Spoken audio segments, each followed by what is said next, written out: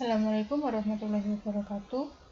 Untuk pembahasan kali ini kita akan mempelajari tentang mekanika. Nah, di dalam mekanika itu kita akan mempelajari tentang kendaraan yang sedang bergerak, hujan yang turun, air yang mengalir, angin yang berhembus, atlet yang berlomba dalam kompetisi, ataupun gempa bumi. Artinya apa? Di dalam mekanika ini pembahasannya adalah benda-benda yang dapat ditangkap oleh indera. Nah, bagaimana jika kecepatannya itu jauh lebih kecil daripada kecepatan cahaya? Artinya indera kita tidak dapat untuk menangkap kecepatannya. Dan bagaimana jika skala benda itu jauh lebih kecil daripada skala atomik, yaitu yang lebih kecil daripada skala atom.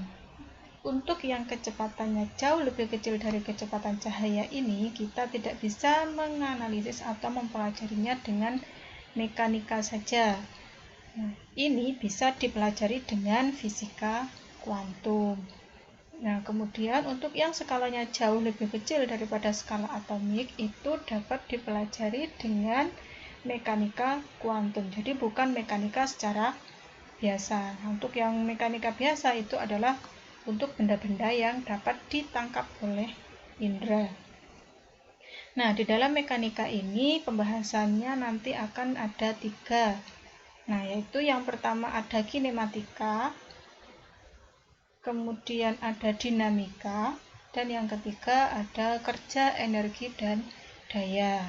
Untuk yang pertama kita akan ke kinematika.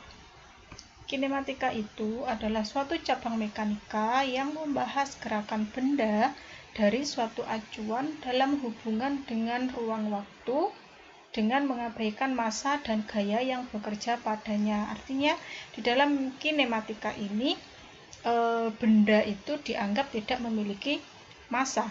Jadi bendanya di dalam kinematika itu adalah berupa benda titik. Nah, seperti ini titik. Gerakan titik dalam ruang dapat dijelaskan dengan memilih sistem acuan. Jadi, dengan kita memilih sistem acuannya, maka kita akan bisa mempelajari gerakannya. Nah, sistem acuan itu apa? Sistem acuan ini bisa berupa alat ukur waktu dan benda yang secara kondisional dianggap dalam ruang yang berhubungan dengan gerakan yang dimaksud. Waktu itu merupakan nilai skalar yang berubah secara kontinu dan tidak memiliki nilai negatif, artinya semakin lama waktu itu akan semakin bertambah, tidak memiliki nilai yang negatif. Nah, waktu diambil sebagai variabel independen dan parameter lainnya itu dianggap sebagai fungsi terhadap waktu. Jadi kita bisa bebas mengubah-ubah waktunya sesuai yang kita inginkan. Kemudian parameter lainnya itu adalah sebagai fungsi terhadap waktunya. Nah, benda paling sederhana dalam mekanika itu disebut dengan benda titik. Benda titik tadi seperti di awal tadi saya menyebutkan adalah suatu benda yang tidak memiliki massa, dianggap tidak memiliki massa.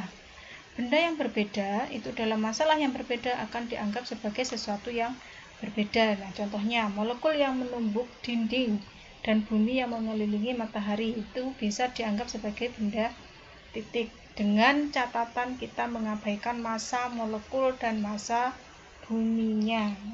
Benda yang sama dalam masalah yang berbeda itu tidak dapat dianggap sebagai benda titik. Contohnya molekul dalam spektroskop molekuler yang mengelilingi pusat massanya dan bumi yang berotasi terhadap sumbunya. Nah, ini walaupun sama-sama molekul dan bumi, tapi dalam keadaan yang kedua ini tidak dapat dianggap sebagai benda titik. Jadi, benda yang sama dalam masalah yang berbeda itu tidak dapat dianggap sebagai benda titik.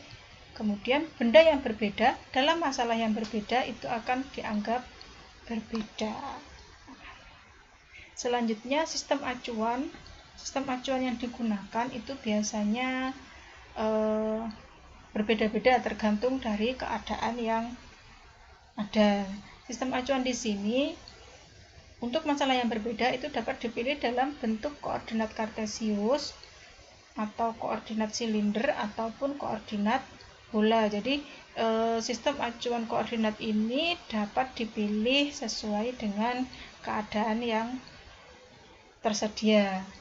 Nah, gerakan benda titik itu menjelaskan suatu garis dalam ruang sebagai lintasan. Jadi titik walaupun dia tidak memiliki massa, jadi gerakannya itu dapat diketahui dengan penjelasan dalam berupa bentuk garis dalam ruang sebagai lintasannya. Nah, sekarang kita ke posisi. Posisi partikel itu ditentukan menggunakan vektor posisi R. Nah, ada tanda panahnya. Ini menunjukkan dia adalah vektor. Jadi R itu sama dengan XI ditambah YJ ditambah ZK. Nah, untuk X itu arahnya I, untuk sumbu Y itu arahnya J, untuk sumbu Z itu arahnya K. Nah, ini X itu mendatar, Y itu yang vertikal, untuk Z itu yang menuju kita. Nah, partikel koordinat kartesiusnya itu X, Y, Z dari partikel ini dia adalah negatif 3 meter I, yaitu di sumbu X-nya itu negatif 3 meter, untuk di sumbu Y-nya itu 2 meter J, ditambah untuk yang sumbu Z-nya dia sejauh 5 meter. Jadi partikelnya itu memiliki koordinat kartesius sebesar R sama dengan negatif 3I ditambah 2J ditambah 5K.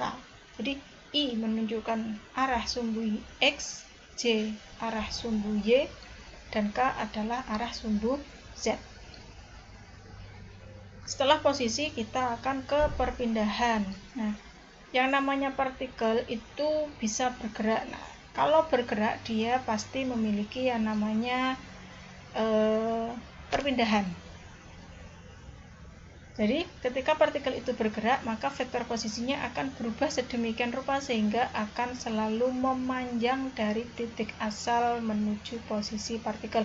Artinya ketika partikel itu bergerak, dia akan berpindah dari posisi awalnya ke posisi akhir. Jadi perpindahan itu adalah perubahan posisi awal menuju posisi akhir selama interval waktu tertentu. Untuk perpindahan itu simbolnya delta R.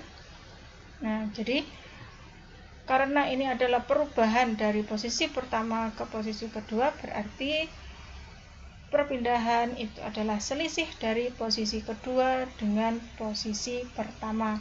Nah, yang sumbunya sama dijadikan satu, X dengan X, Y dengan Y, dan Z dengan Z, sehingga diperoleh delta R sama dengan delta XI ditambah delta YJ ditambah delta ZK.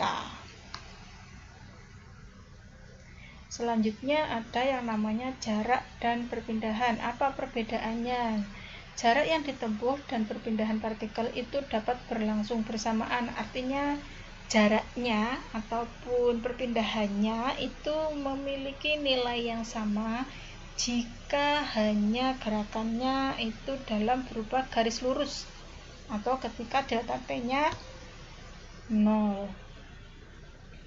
Kalau gerakannya itu lurus, posisi awal dengan posisi akhir itu pasti berbeda, sehingga jarak dan perpindahannya itu akan memiliki nilai yang sama. Kalau jarak itu adalah seberapa jauh yang telah ditempuh, sedangkan perpindahan itu tadi adalah selisih posisi akhir dengan posisi awal. Jadi jarak dan perpindahan akan memiliki nilai yang sama jika hanya gerakannya itu berupa garis lurus atau ketika delta T-nya 0. Contoh, suatu partikel memiliki posisi awal R1 dan kemudian berubah menjadi R2. Berapakah vektor perpindahan dari partikel tersebut? Jadi kita tinggal mengurangkan dari R2 dengan R1. Yang sama dijadikan 1, I dengan I, J dengan J, K dengan K. Jadi 9 dikurangi negatif 3 ditambah 2 dikurangi 2 ditambah 8 dikurangi 5. Jadi vektor perpindahannya adalah 12 meter I ditambah 3 meter K. Nah, untuk yang ke arah J-nya atau ke arah Y-nya, sumbu Y-nya itu bernilai 0. Nah, selanjutnya ada kecepatan rata-rata, yaitu partikel bergerak melalui sebuah perpindahan delta R dalam interval waktu sebesar delta T. Nah, untuk kecepatan rata-rata atau VAVG itu adalah delta R atau perubahan perpindahannya dibagi perubahan waktunya. Ini delta XI ditambah delta YJ ditambah delta ZK dibagi delta T. Delta X dibagi delta T I. Nah, jadi untuk masing-masing sumbunya nanti dibagi dengan delta T-nya. Sedangkan untuk kecepatan sesaat itu adalah kecepatan pada waktu tertentu atau suatu waktu T, atau ketika delta T-nya 0. Nah, kecepatan sesaat itu adalah V dengan tanda panah. Nah, jadi adalah dr dibagi dt. Jadi V-nya, kecepatan sesaatnya itu adalah Vxi, kecepatan dalam arah I ditambah kecepatan dalam arah J ditambah kecepatan dalam arah K. Kecepatan sesaatnya itu memiliki nilai, nah kalau ini adalah persamaan vektor kecepatan sesaatnya, kalau ini adalah besarnya atau nilainya, jadi diakarkan. Selanjutnya ada percepatan rata-rata dan sesaat. Nah, ketika partikel itu kecepatannya berubah dari V1 menjadi V2 dalam interval waktu tertentu, maka dia akan memiliki yang namanya percepatan sesaat. Nah, yaitu delta V dibagi delta T. Sedangkan untuk yang percepatan sesaat itu adalah percepatan rata-rata ketika delta T-nya sama dengan 0. A saja, tidak ada AVG-nya. Kalau yang percepatan rata-rata itu A AVG. Sama, jadi tinggal diturunkan atau diferensialkan terhadap T. Untuk mencari besar percepatan sesaat itu sama dengan mencari kecepatan sesaat, yaitu diakarkan. Nah, gerak proyektil atau gerak peluru atau gerak parabola. Jadi sama, gerak proyektil, gerak peluru, gerak parabola itu sama. Partikel bergerak dalam bidang vertikal dengan kecepatan awal V0 dengan percepatan A mengarah ke bawah. Jadi V0-nya itu adalah V0xi ditambah V0yj. V0. Nah, V0 itu memiliki komponen ke arah sumbu X dan ke arah sumbu Y. Jadi V0-nya itu adalah gabungan dari komponen X dan komponen Y. Nah, untuk komponen X dan Y itu dapat dicari setelah sudutnya atau tetanya antara V0 dengan sumbu diketahui, dengan sumbu X positif diketahui. Untuk V0X itu adalah V0 cos theta, sedangkan V0Y itu adalah V0 sin theta. Kapan kita memakai cos, kapan kita memakai sin? Cos itu digunakan ketika sudutnya itu ada di dekat sumbunya. Kalau jauh dari sudutnya itu pasti menggunakan sin.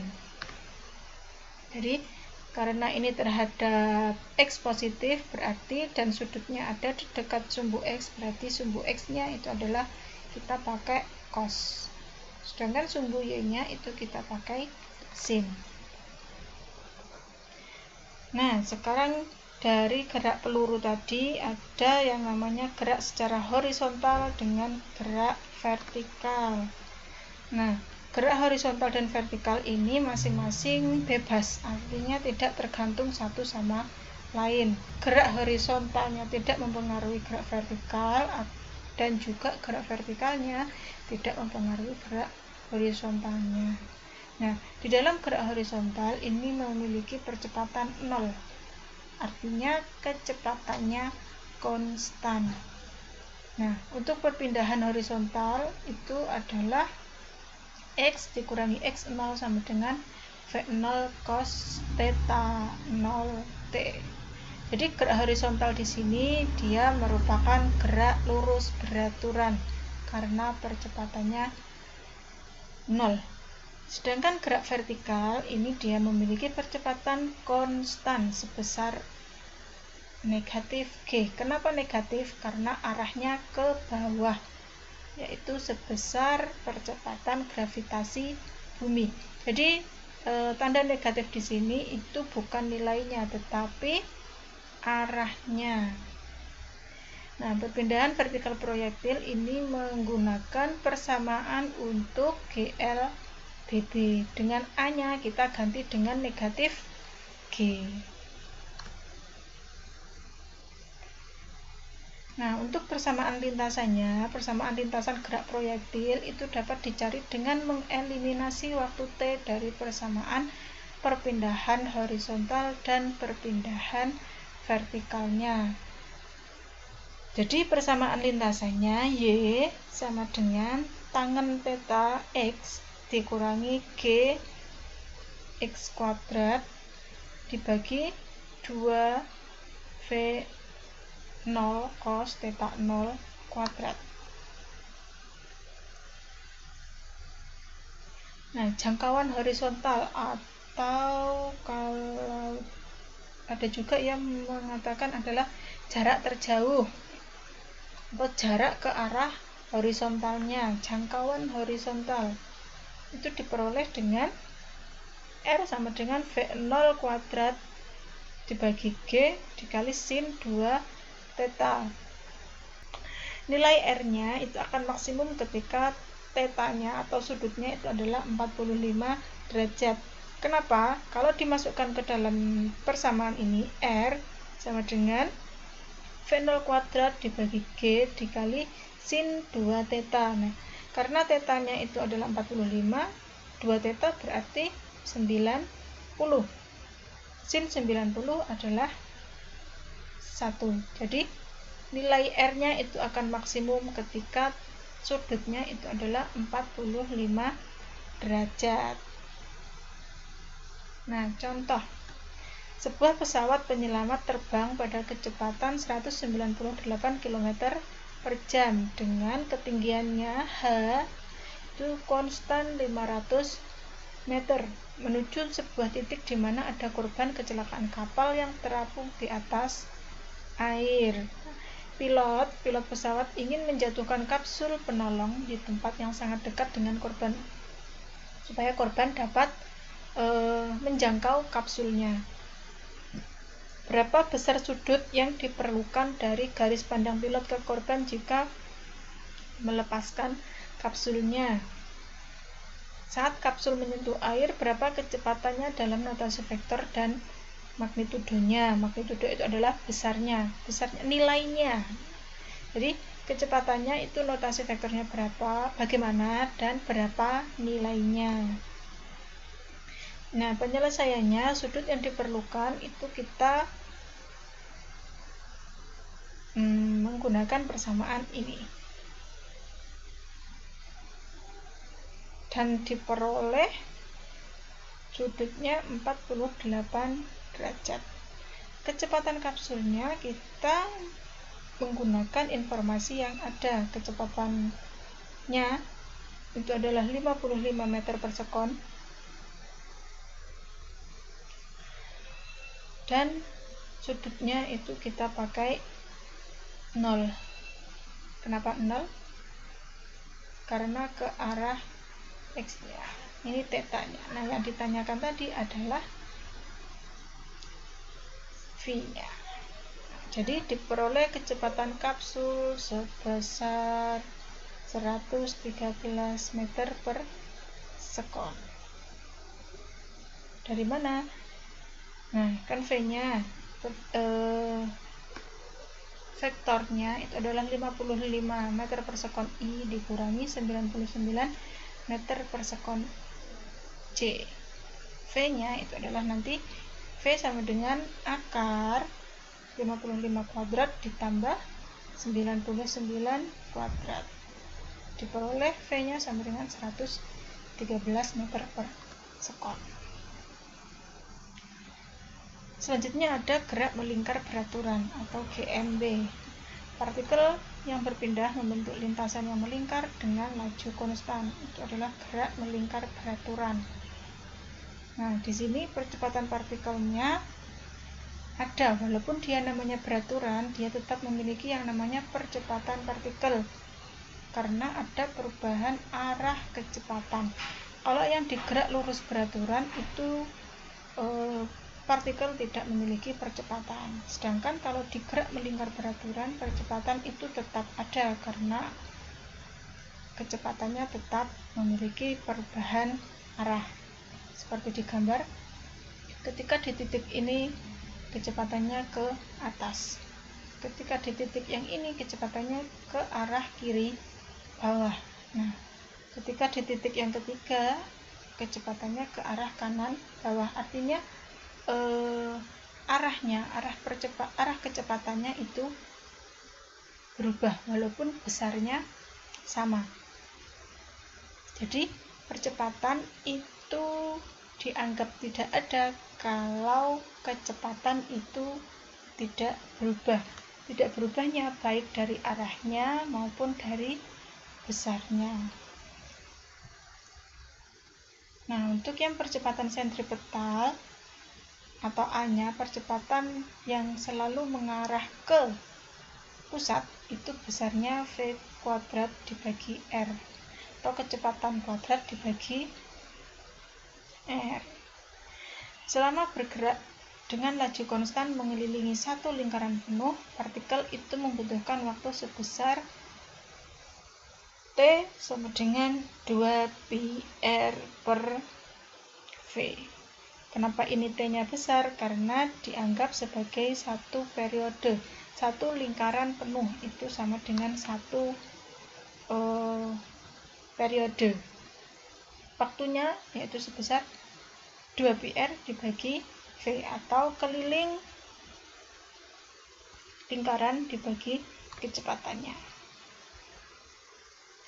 Nah, ini magnitudo atau besarnya dan arah dari percepatan gerak melingkar beraturan itu dapat dicari dengan meninjau gambar di atas, di mana partikel P yang biru ini bergerak pada laju konstan, lajunya konstan atau tetap, mengelilingi lingkaran yang memiliki jari-jari sebesar R dan koordinat posisinya di X, P, dan Y, P.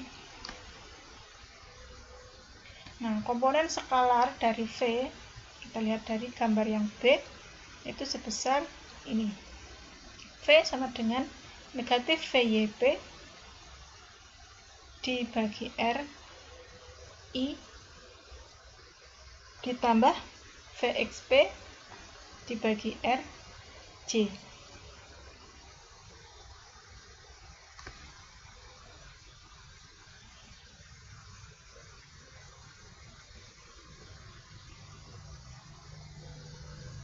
Selanjutnya, percepatan partikel itu dapat dicari dengan menurunkan persamaan tadi terhadap waktu, persamaan V terhadap waktu. Diperoleh A sama dengan AX kuadrat ditambah AY kuadrat sama dengan V kuadrat per R akar cos theta kuadrat ditambah sin theta kuadrat sama dengan V kuadrat per R. Jadi percepatannya yaitu sama dengan V kuadrat dibagi R. Arahnya itu diperoleh ini. A memiliki arah sepanjang jari-jari R menuju pusat lingkaran. Jadi percepatan sentripetal itu selalu mengarah ke pusat. Sekian untuk pembahasan mekanika yang pertama, yaitu kinematika. Untuk hari ini sekian, saya akhiri. Assalamualaikum warahmatullahi wabarakatuh.